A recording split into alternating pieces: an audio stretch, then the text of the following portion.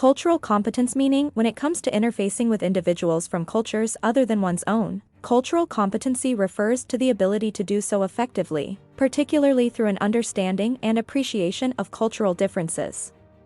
The characteristic of holding the requisite skill or knowledge to deal with a specific circumstance or activity is sometimes referred to as a competence. In the context of cultural competency, this is having the knowledge and tact to understand individuals and treat them fairly regardless of their cultural background, which often result in very different views about what is expected or appropriate in a particular situation.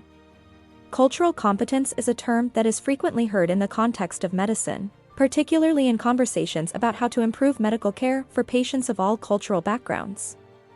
Identifying that some patients' religious beliefs may prevent them from attending visits at specific times may enable a healthcare professional to deliver better care by giving more flexible appointment schedules or other adjustments. Also becoming more well-known outside of academia is the phrase equal and inclusive workplace, which is often used in conversations about how to make workplaces more equitable and inclusive.